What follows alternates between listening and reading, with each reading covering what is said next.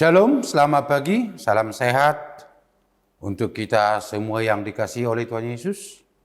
Kita beribadah hari ini, hari Senin, 13 Februari 2023. Mari kita awali dengan bernyanyi.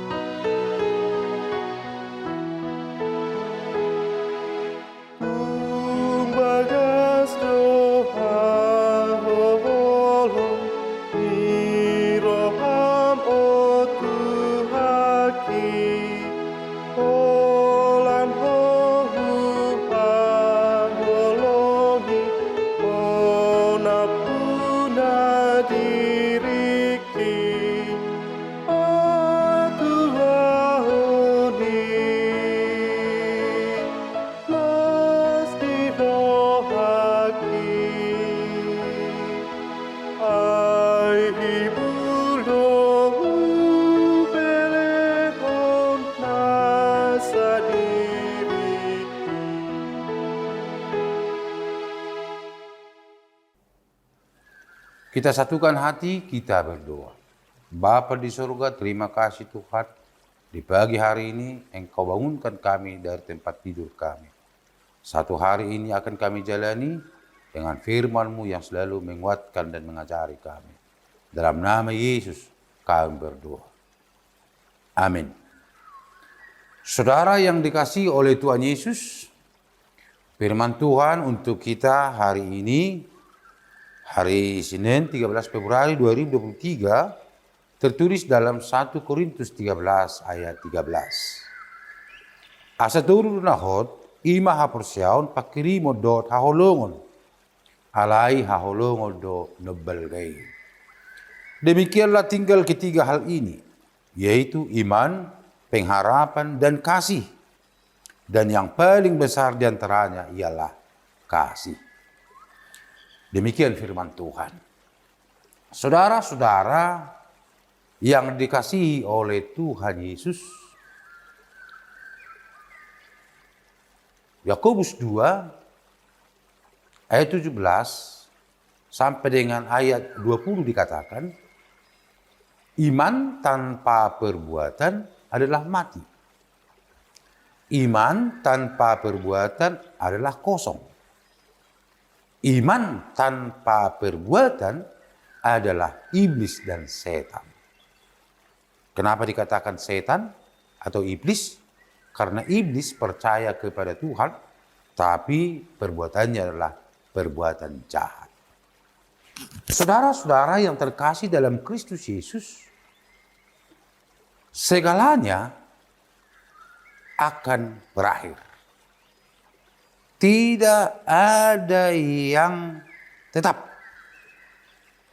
Makanya Rasul Paulus menekankan kepada jemaat Korintus.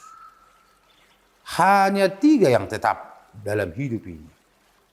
Semuanya akan berlalu. Yakni iman, pengharapan, dan kasih. Namun kasihlah yang paling besar. Ini ingin mengingatkan kita, Bapak Ibu Saudara, bahwa iman itu perlu. Karena tanpa iman, kita tentu tidak akan menerima atau mengenal Allah. Tanpa pengharapan, hidup kita akan berputus asa. Jadi iman, pengharapan itu adalah penting, saudara. Tetapi ada dikatakan kasih. Karena orang yang beriman, orang yang memiliki pengharapan akan bermuara, akan menunjukkannya dalam kehidupannya, yakni hidup dalam kasih. Dan bahkan dikatakan yang paling besar diantaranya ialah kasih. Kenapa kasih, saudara-saudara? Implementasi dari orang yang beriman harus menunjukkan hidup dalam kasih. Implementasi orang yang berpengharapan adalah hidup di dalam kasih.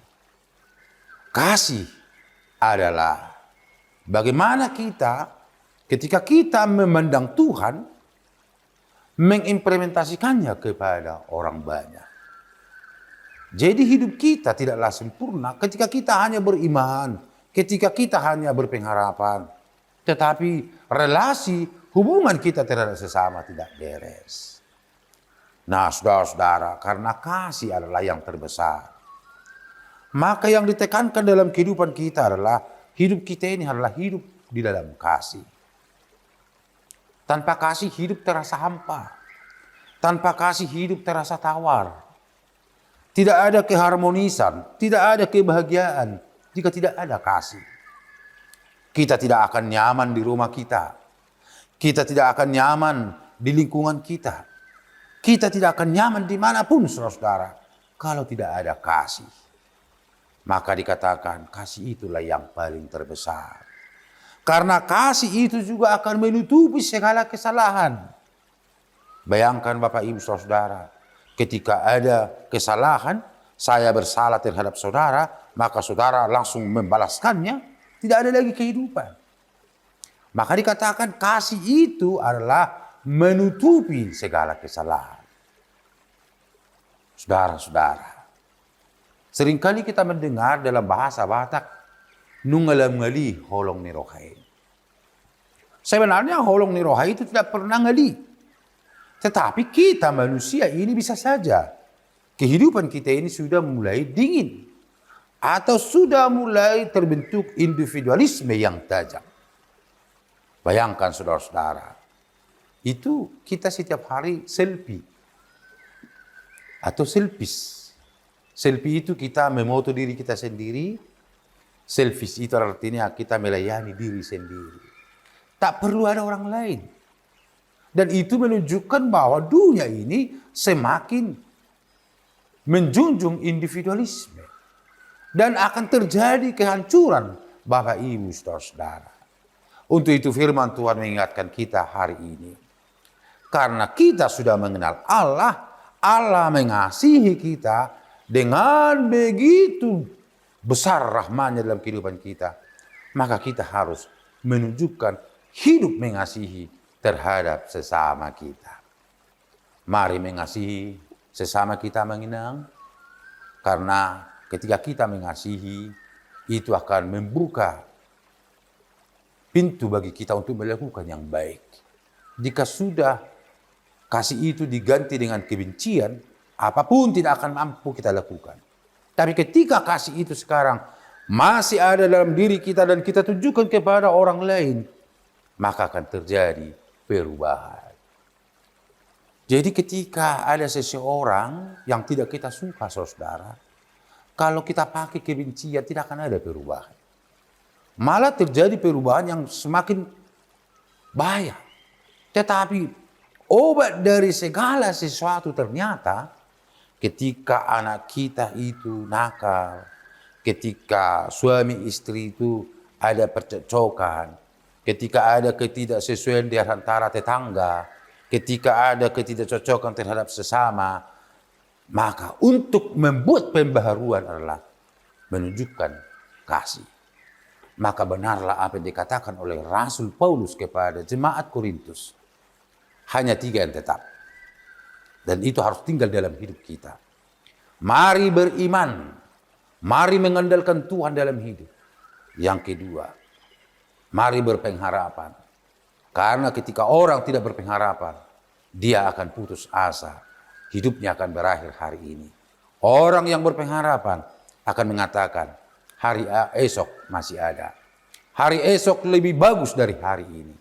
Yang ketiga adalah hidup dalam kasih. Karena kasih akan membangun kehidupan kita untuk lebih baik. Terima kasih, puji Tuhan, kita berdoa.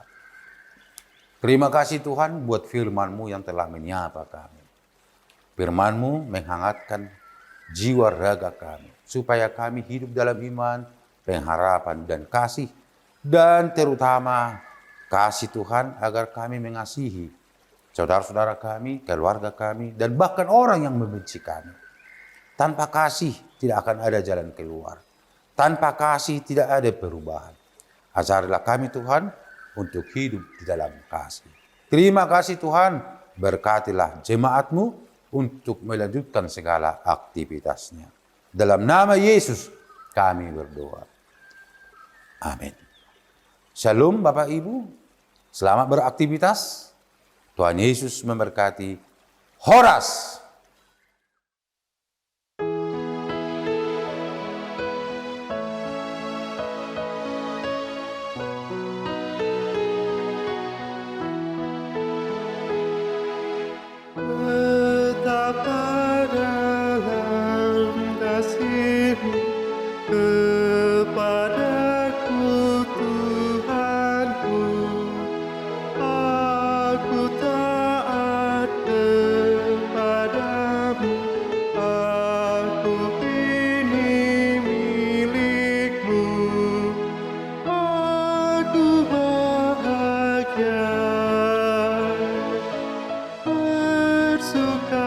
Bersukacita